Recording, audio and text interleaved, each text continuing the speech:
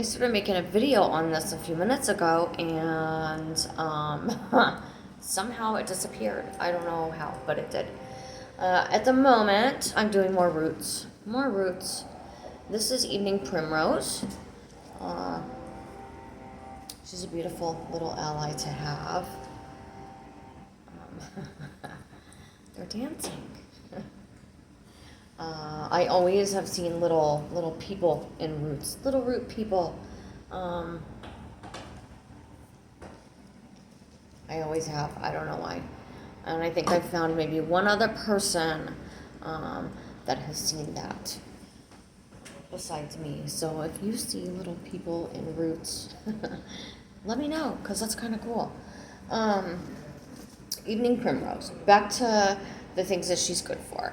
I mean, she's really, really good for overall skin health. I know you've seen things about her in the skincare industry. She's been out there for eons for skincare. Evening primrose oil, especially, I believe, is one which you could take the root, the leaves, the flowers, the stems. She's another one. Once again, that I'm gonna say. I see people with, this is her right here. So this is her. She, you can use the whole plant. You can use the whole plant. Let's see if I can get you to see her a little better. Yeah, there we go. You can use the whole plant. I mainly see people talking about using just the leaves and the stems. Or only the leaves. I don't see people using the flowers, and I don't see people using the roots, or it talked about often. I'm not saying it doesn't ever happen. I'm just saying, from my experience, especially when I first started studying about this kind of thing, I didn't see any other uses besides just the leaves and the stems. So she is another plant that you can use the entire plant. Really, really good for skincare. She's just amazing for overall skin health. Really, really good for if you struggle with like nerve damage type of situations. And I try to be careful with my words because I don't want to make medical claims. But she can really support you in your system regarding your nerves, which is helpful to a lot of people. She's really, really, I love using her for that. I really just like to make a tea. Really calming, really soothing, really helps with aches and pains, but also kind of helps boost the mood a little bit, okay? She is a really, really good ally for women's health. A really good ally for women's health, especially when it comes to like menstruation or PMS symptoms, things like that. Even, it's even said that like at menopause, that she's helpful with that. You can infuse her in oil and create a topical use. You can make tinctures, you can do teas. I personally do all of it. Now with processing these roots, I don't rip them apart while she still is wet. Well, she's still, I honestly, I just hang them up to dry as is. Okay. And I scrubbed off a lot of the outer part right there.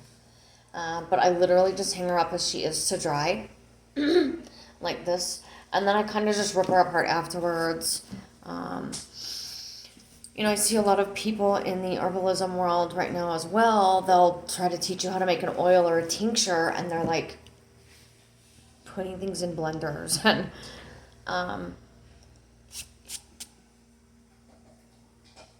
I just feel like that kind of destroys some of the integrity of the plant if you're completely pulverizing it. You don't need that much surface covered when you're making an oil or a tincture or something like that.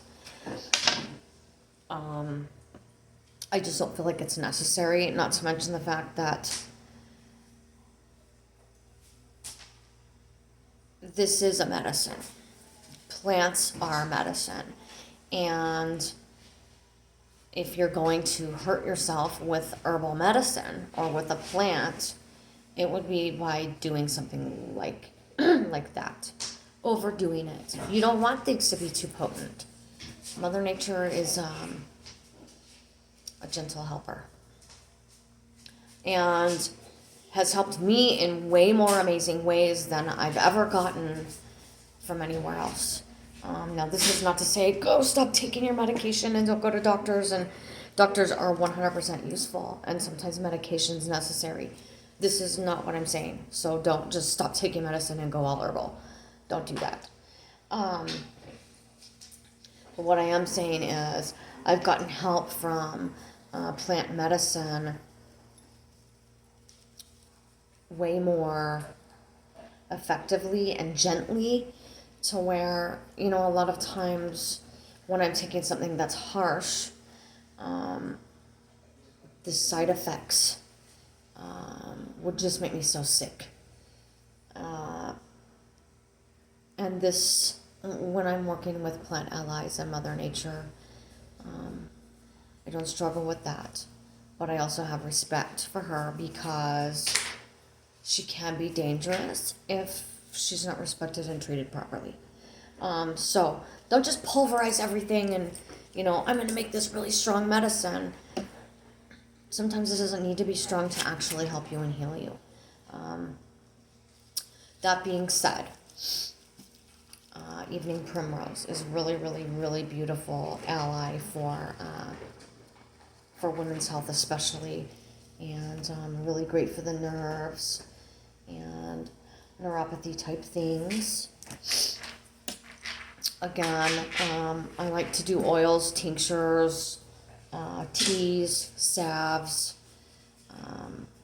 you know, all of the above. But I'm literally just going to hang her up and dry her as is. I love that they're dancing. It's so cute. I'm going to hang her up and dry her as is, and I'll break pieces off as needed for preparations. Now, if I was going to make a tincture, I would probably do that with her fresh right now. I'm not going to make a tincture with her at the moment. It's not needed for me. I already have some tinctures still left, so, you know, tinctures they last for, they don't go bad. They don't go bad, so you're going to be just fine. And so there's not really need for me to make too terribly much more. That being said, let's get to magical properties.